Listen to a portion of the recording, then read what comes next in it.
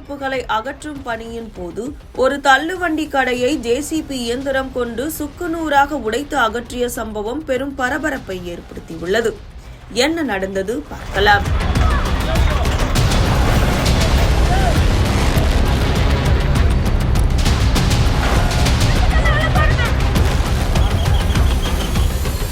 ஈரோடு மாநகராட்சிக்குட்பட்ட Moolapalayam Annamar petrol bunk முதல் ஆனைக்கல் பாளையம் ring road வரையிலான பகுதிகளில் சாலை ஆக்கிரமிப்புகளை அகற்றும் பணி மாநகராட்சி, நெடுஞ்சாலைத்துறை, தீயணைப்பு மற்றும் காவல்துறையினரின் ஒருங்கிணைந்த பாதுகாப்போடு நடைபெற்றது. முன்னதாக சம்பந்தப்பட்ட துறை அதிகாரிகள் சார்பில் ஆக்கிரமிப்பாளர்கள் மற்றும் சாலையோர வியாபாரிகளுக்கு உரிய முன்னறிவிப்பு நோட்டீஸ் வழங்கப்பட்டிருந்தது.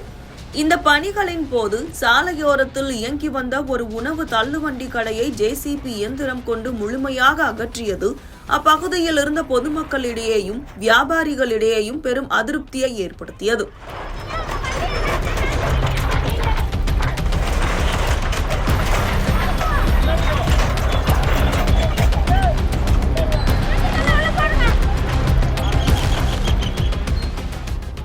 இது அதிகாரிகளுடன் கடுமையான வாக்குவாதத்திற்கு வழிவகுத்தது.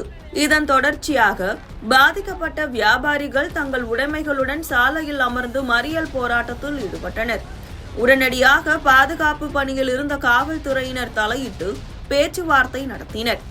அப்பகுதி கவுன்சிலர் பாதிக்கப்பட்டவர்களுக்கு மாற்று ஏற்பாடுகள் செய்து தருவதாக உறுதியளித்ததை அடுத்து போராட்டத்தில் ஈடுபட்டவர்கள் கலைந்து சென்றனர். இச்சம்பவம் அப்பகுதியில் சிறிது நேரம் பரபரப்பை ஏற்படுத்தியது.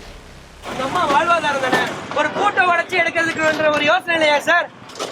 சொல்லுங்க பார்க்கலாம். ஒரு கூட்டை உடைச்சிருந்தா நம்மளோட வாழ்க்கை நல்லா இருந்திருக்குமா? நீங்க பாட்டுக்கு அந்த கடையை உடைச்சிட்டு நம்ம வாழ்க்கையை என்னைக்கு சார் பண்ணோம்? சொல்லிலாம் வந்து எடுத்திருக்காதா? ரோட்ல போறது பார்த்துட்டு இருக்கிறோம், புரியுதா? நாங்க நீங்க பாட்டுக்கு ஒரு இன்ஃபர்மேஷன் பண்ணி எடுத்திருந்தா பரவாயில்ல. நீங்க பாட்டுக்கு அதை கூட்டை உடைச்சு என்ன பண்ணாத இதை உடைச்சா, கடையை உடைச்சா